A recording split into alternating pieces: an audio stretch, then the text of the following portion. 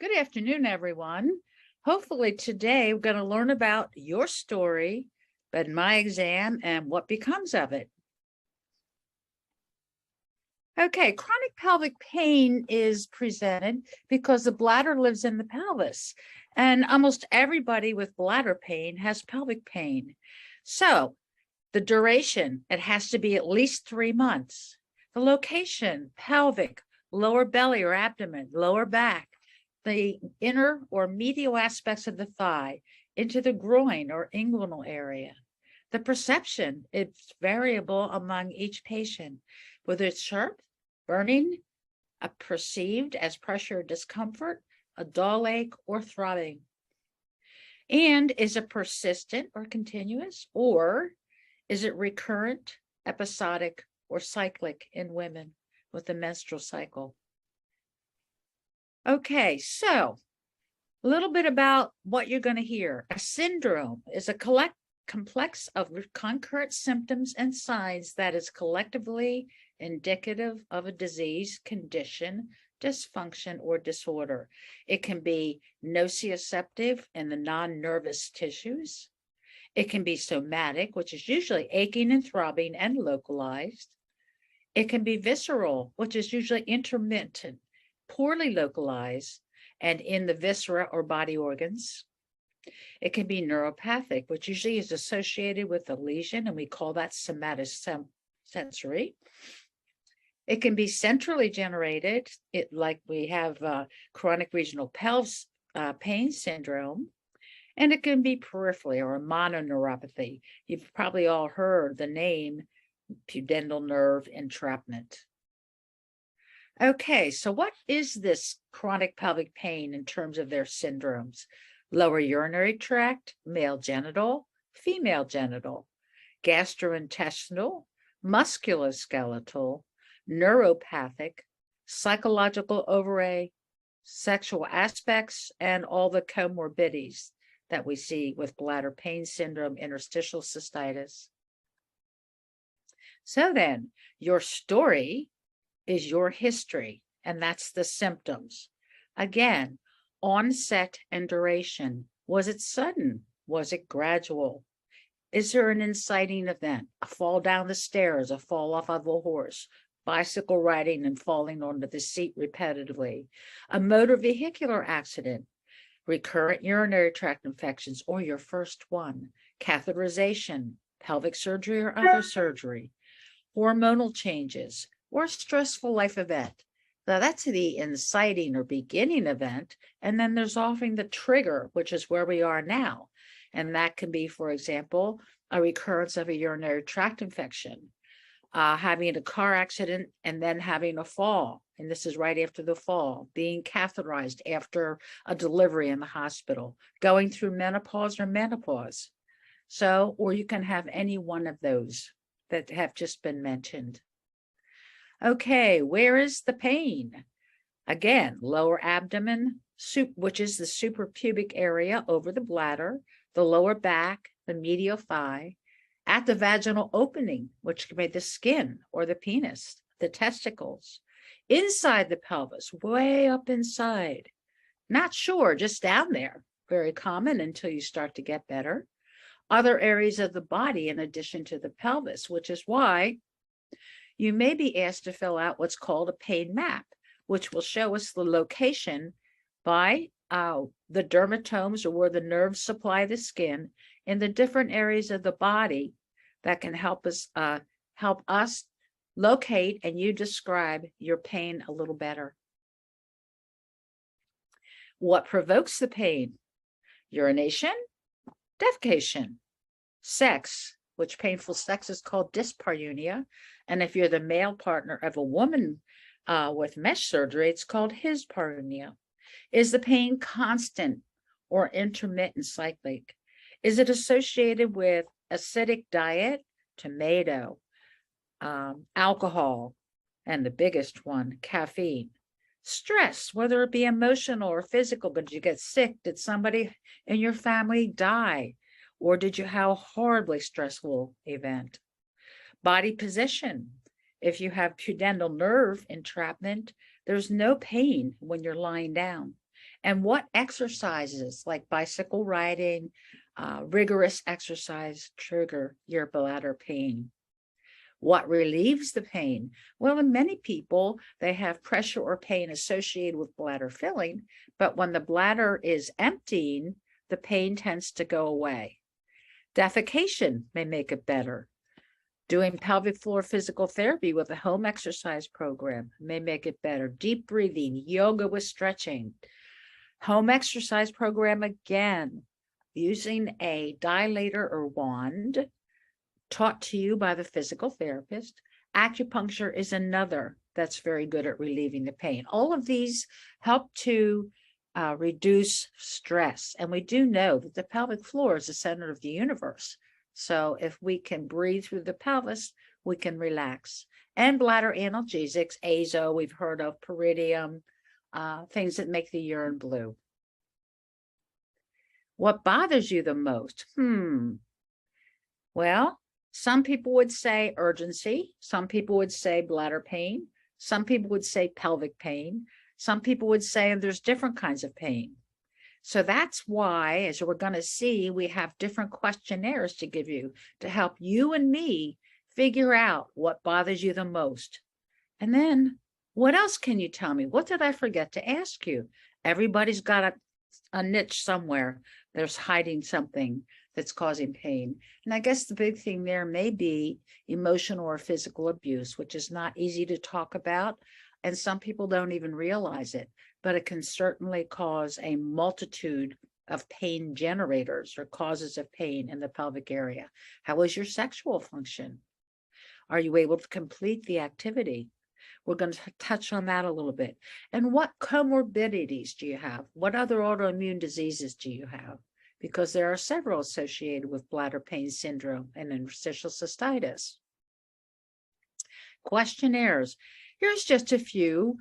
We tend to choose ones that have been validated, meaning that they've been scientifically proven to have good evidence.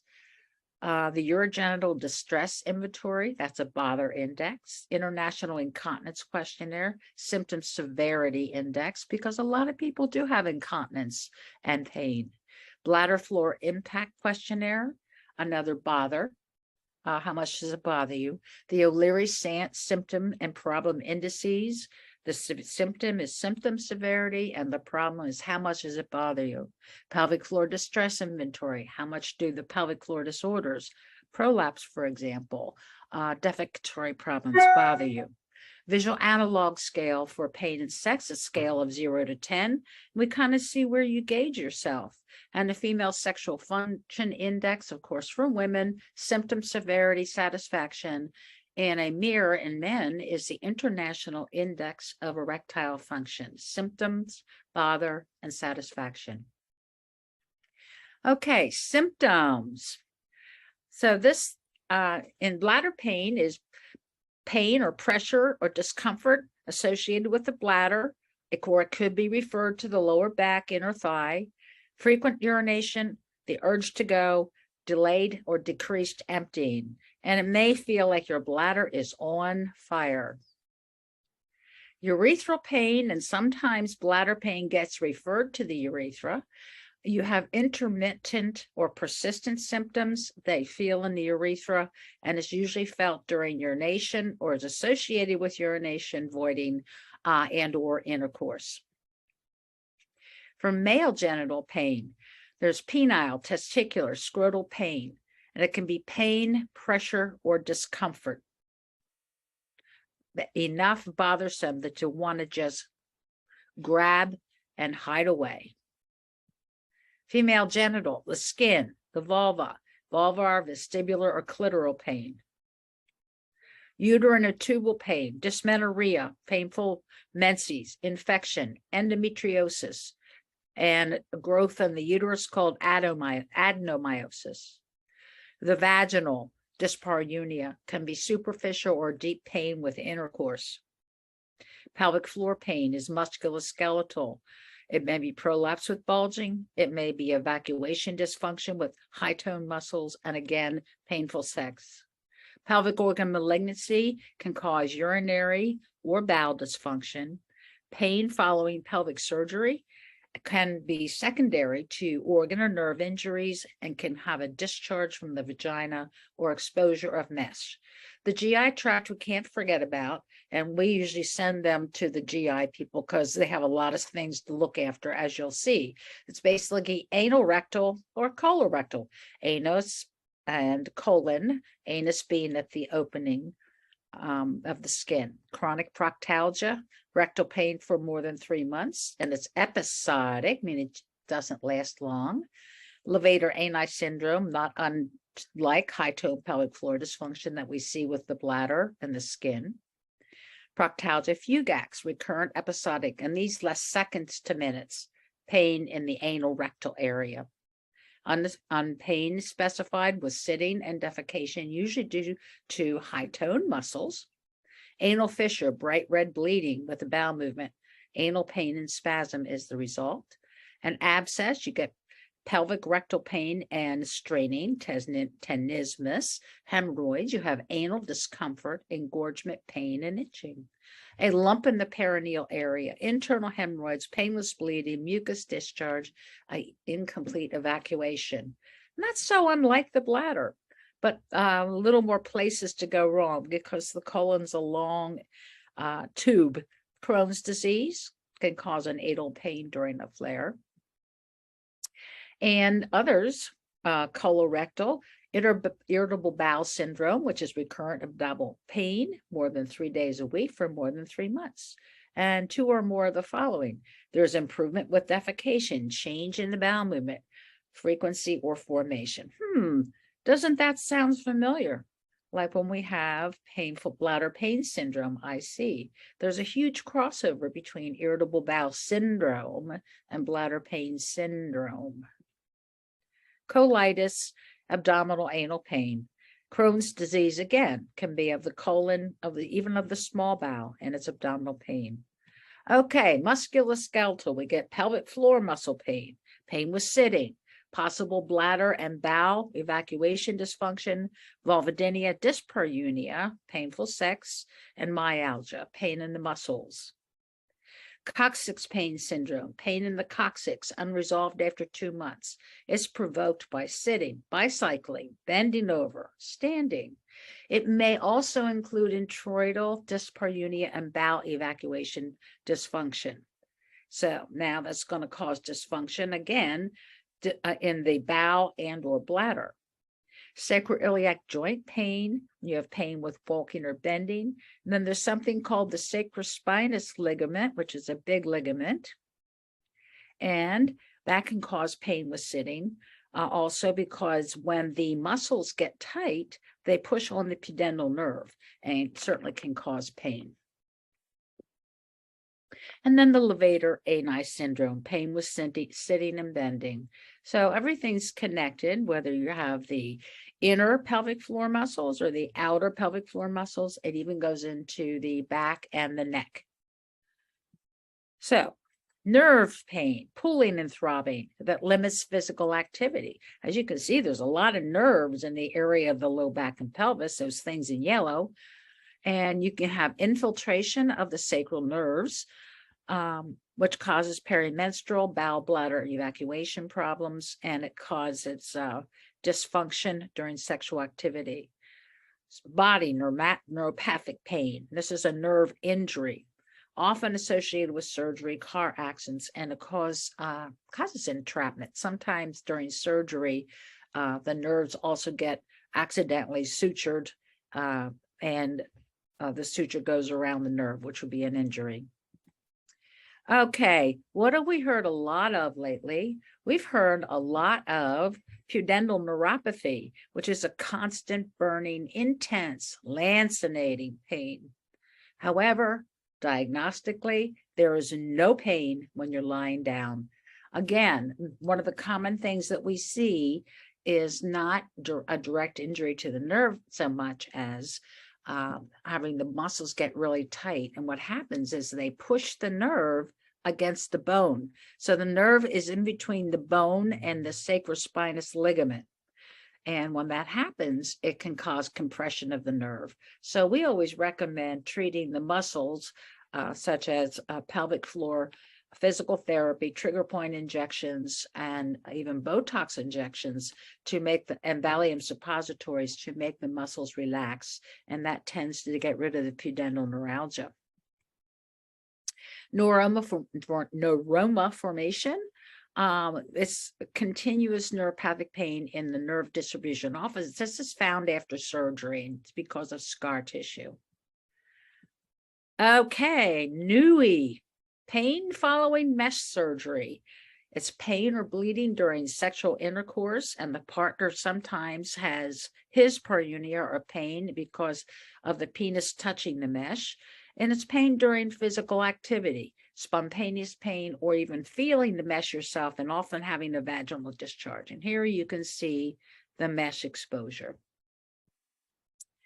Now, let's not forget about the psychological overlay, which occurs in up to 80% of patients, and that includes fear, with agitation and dread, the imminence of danger, mood changes. You don't know what's going to happen. You have fear of sex. You avoid sex. Anxiety, again associated with fear and a panic attack. Depression with an altered mood, sadness, despair, sexual dysfunction, thoughts of death, suicide, sleep disorder. Catastrophizing, which is an exaggerated orientation. It's kind of a maladaptive coping mechanism with a lot of worrying. You feel very helpless, hopeless. And this is not in your control, and it doesn't mean you're crazy. It just means that when your brain, the pain in the pelvic area or other areas of the body always goes to the brain somehow. It's called nerves, and there are different areas in the brain that are affected, and a lot of our neuroscientists now are actually studying that. So one of the coping mechanisms or adaptive mechanism is catastrophizing. Anger. More than 70% of people are angry because they're just enraged because of the dysplasia, and they even may become hostile, which is why it's important sometimes for us to consider psychotherapy to help with stress management, and also things like yoga to get all of the steam out, so to speak. Okay, let's talk about sex just a little. And this is for men or women. Is the sexual concern present in all situations or just a few? How long has this been going on? And how bad is it? Your concern or bother, that is. What are the personal distress and interpersonal difficulties? How does this affect your relationship? Is the concern culturally sensitive? We certainly know that different cultures have different beliefs on sexual behaviors. Is there a history of abuse, emotional, physical? Is there more than one sexual concern? Desire to have sex, arousal, getting excited, orgasm, sexual pain? And which is most troubling, which is why it's helpful to fill out those questionnaires. Are there problems with the blood vessels? We call this vasculogenic. We should probably, in both men and women, check the hormones and check for metabolic syndrome, which is associated with abnormal blood work, heart disease, high blood pressure, high lipids, diabetes. What medications are you on? Have you had chemotherapy or radiation? Are you taking drugs that affect the brain or central nervous system? Are you using hormonal agents? What is your self-perceived body image?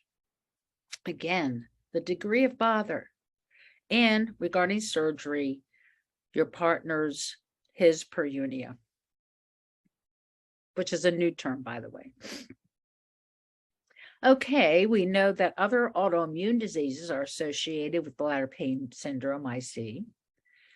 Autoimmune disorders, chronic fatigue syndrome, things like Sjogren's syndrome, temporomandibular joint disease or tightened jaw, fibromyalgia, generalized hypersensitivity, even asthma, sleep disorders, and you can see there are quite a few. The best studied in association with interstitial cystitis are chronic fatigue syndrome, fibromyalgia, endometriosis, irritable bowel syndrome. And as we can see, there's a huge overlap that causes prolonged fatigue, which results in pain. It feeds the cycle. Then you get poor concentration and you get an irritable mood. All right, let's go on to the next phase, my examination, equal the physical examination. And these are called signs. And I'm going to try to help figure out, based on your history, which is now very thorough, what's going on. And I may make a couple recommendations for further testing at this time. I'm going to look at the vital signs because I can see what your weight and body mass index is, which is important to certain pelvic floor disorders. Do you have high blood pressure? Your mood, I can observe you. Do you look anxious? Are you depressed? Do you have no eye contact? Are you looking down? Then I also observe your posture and your gait. As we can see here, there should be a straight line. It's not unusual for a chronic pelvic pain patient to have the head tilted forward 5 degrees or more. When they sit, they're sitting in a slouched position with an exaggerated curvature of the thoracic spine. And when they walk, they tend to put their pelvis forward and kind of waddle more than walk because of the pain. Okay, now with signs, lower urinary tract, bladder pain. It's in the suprapubic area, and also in women, it's in vaginal. You examine anterior or in the front, and you feel a tender bladder. In the urethra, you can feel a tender urethra in men and women. And especially in patients who complain of a feeling of decreased bladder emptying, we want to get a bladder scan. What this will do is measure how much urine is in your bladder after you've urinated. And we tend to do that at the first visit. We may give you, by the way, you fill out your questionnaires before you come in. We mail them to you or email them to you. And then we usually give you a voiding diary. And this will give us some information about what time it is, how much you urinated, what you were doing, and if there's any leakage. Was there an urge present? I mean, if it was yes, and it was severe, you can say severe. And of course, how much fluid are you taking in? And once we look at that, we may then want to go on to something called urodynamics, during which most people contract their muscles as they're trying to pee.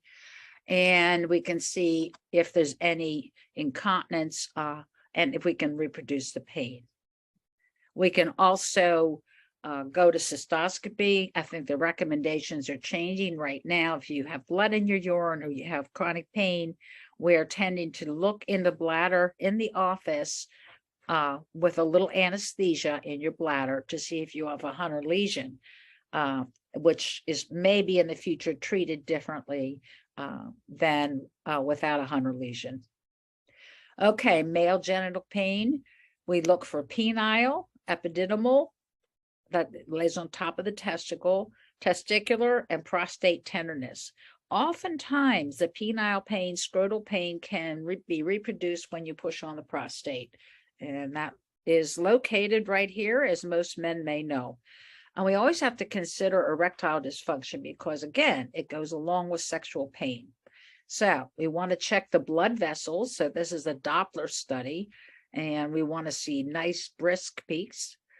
Then we also want to see how well the penis can maintain an erection. So you can put tape around the penis and do what's called nighttime or nocturnal tumescence. And basically we want to see how many times there's an erection during the night. Female genital pain. In the vulvar area, we look for tenderness. We look for fissures, ulcers, inflammation. We can look in the uterine tubal area, where we usually look at a cervical discharge. You might feel a mass that's tender next to the uterus. You may have an enlarged uterus. You may have motion in the cervix. When you move the cervix, you may get tenderness there. Dyspareunia. Again, we always want to identify all the pain generators in pelvis. So in the pelvic floor muscles, we look for trigger points in the muscles. It's tone and tender points. The trigger point is a tender point. If they have prolapse as well, we get a POP-Q score. Don't forget, you can have pelvic organ or have had pelvic organ cancer or malignancy. So you look for a mass, you look for radiation changes and scarring, and pain following pelvic surgery, tenderness, a vaginal discharge, extrusion of mesh. And again, this is a new category. And it's become more prevalent, as you may know. Okay, now we're kind of looking at the vulvar area. Okay, so this is the labia majora, labia minora, and here is the vagina, and here is the urethra. Anterior fourchette, posterior fourchette. These tend to get scarred and may have cracks or fissures with things like lichen sclerosus, which is an inflammatory disorder, but we also check the Skene's gland ostia and the vestibular ostia, because they are tender and oftentimes red in vulvar vestibulitis. We used a Q-tip, and you can see there's a little redness here, and that will obviously be very tender in someone who has inflammation of the glands. So if we want to get a little fancier, we can always use what's called an algesiometer.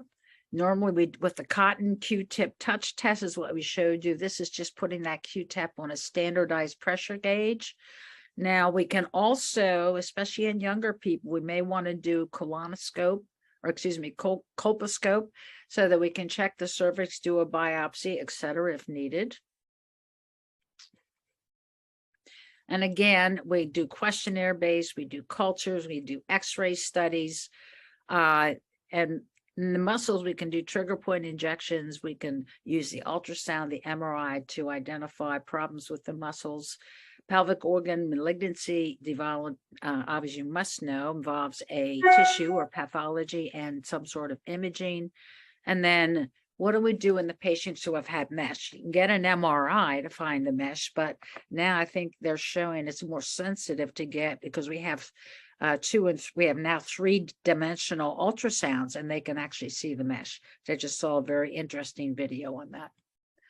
Okay, we mentioned before pain maps, because here you have the severity of the pain and you write down what region it's in, anywhere in the body. So if you have skin pain, vulvar pain, penile pain, scrotal pain, which we always also want to check if there's pain somewhere else, because there is a group of patients or a phenotype that definitely has other pain in other areas of the body. And this group of patients is upregulated, have central sensitization, just meaning that they're more sensitive to things. If I hit myself, it doesn't really hurt too much. But if I hit like you like this, it might hurt like you know what. And that just means that you're upregulated, and it's more than in the pelvis and bladder. And sometimes I think going forward for phenotyping or classifying groups of IC bladder pain syndrome, it's becoming more important to do scales like this. And the GI, again, identify the pain generators, because there's a lot of them. Okay, the signs of the muscle pain. Again, we have pelvic floor muscle pain, tenderness in the tone over the pelvic floor muscle. So you look for trigger points. You look for trigger points abdominally and vaginally with increased tension or tone on examination. And here you can see that we do the back muscles, we do the high pelvic floor muscles, we look at the levator ani muscles, which are like a bowl. And when you think about examining someone or examining yourself, our physical therapists will oftentimes have you dilate yourself. When you think about that, it's much easier to visualize if you think of the bowl. Coccyx, usually there's pain in the sacroiliac joint, which is up here from the back, and it hurts when you bend over, and it tends to be on one side. You may even have sciatica or pain going down the back of your leg. And you can have tenderness over the sacrospinous ligament. And the levator ani syndrome will show you a better picture. Again, you actually go transrectally or transvaginally, and you find tone and then tenderness, and then you try to find really areas that are really tender, that reproduce the pain, which is called the pain generator, or reduce the pain or reproduce the pain by referring it to where the patient feels it. The bottom line on this physical exam is you want to reproduce the symptoms. Okay, so standard evaluation of pelvic floor muscles is for strength. 0, they can't. 5, it's like Olympic bladder training or Olympic muscle training. They can hold the muscle tightly and sustain it. Basically, most commonly, we go into the vagina and we go over on the right and the left-hand side and we examine each of the muscles. So we basically use the clock. 6, 9, 12. But we can also measure these trigger points and the tone, because most of these patients, the muscles are hypertonous. They have high tone and they cannot relax. So 0 means you're pretty normal. 4 means there's severe pain with the examination and you're unable to contract the muscle and you can't relax the muscle. And we usually do this with our finger examination.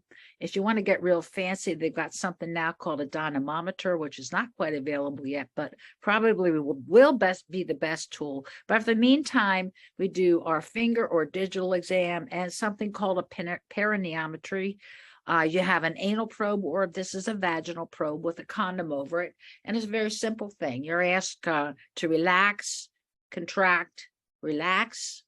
When the machine is zeroed outside the body, and then we put the machine inside the vagina or rectum, and you're told to contract, relax, contract, relax. And when they compared that with a good set of hands, they were probably pretty much even. But it's a nice extra little tool because you can actually show the patient the numbers and show them that with high tone, they can't relax.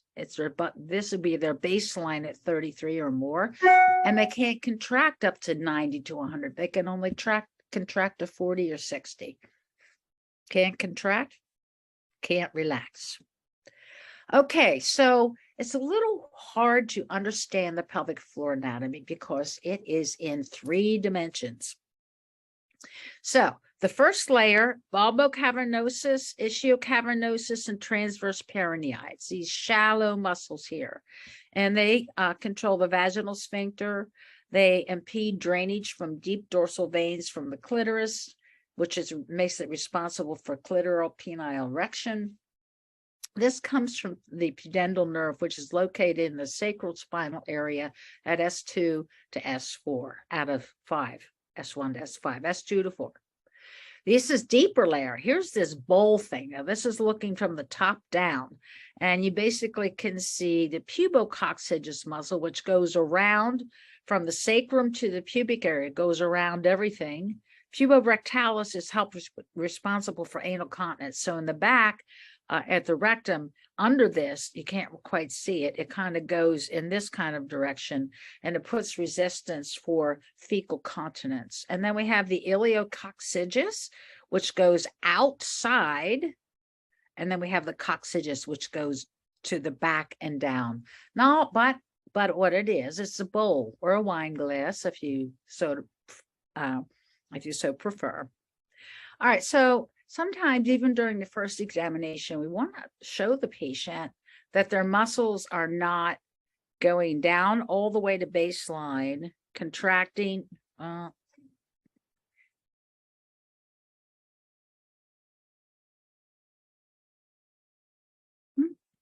Sorry. So what you want to see is all the way to baseline, and then a contraction, the sustain, and go all the way down. So when we send our patients to physical therapy, which we do, and probably almost 100%, this is what it looks like. They can't contract and sustain it, and they can't relax. So rather than teach them just to do Kegel exercises, we actually teach them how to relax by deep breathing, by stretching, by strengthening the opposing muscles. And if nothing else, we can't figure it out, an MRI of the pelvic floor can be useful because it can tell us what the muscles are doing, make sure there were no birth injuries with the muscles here. They're pretty intact. Size of the bladder. If we look from a sideway view, we can see if there's any droppage or prolapse of the organs. Nerve, physical exam. And there's local tenderness with a combination of redness and purulent discharge. And again, the mesh extrusion, which we showed you. And oftentimes the muscles around the mesh arms will also get tight. So we always try to do a nerve block if they've got evidence of pudendal neuralgia, and we always do trigger point injections to see if we can feel where the mesh is and if the mesh is tender or if it's the muscle that's causing the problem. And then we decide if it's the mesh, we can cut the mesh arm. You can never get all the mesh out, but people can do well with limited surgeries. And we then may decide, we can do this in the office. I did one today. This is biophysiometry. It tests with vibration. You can test the distribution of the pudendal nerve. Not a wonderful test, but sure as heck is easy and gives the patient and you an idea of what their sensation in the distribution of the pudendal nerve, which can be the clitoris are the clitoris, the labia, and the perianal area. Okay, so the workup of BPSIC, a comprehensive history and physical examination with a referred out appropriate evaluation, allows identification of all of the pain generators that need to be treated, all that need to be treated in addition to bladder pain. The pain generators may be localized to the bladder, pelvis, or they can be systemic and located elsewhere in the body. And I want to thank you for your attention.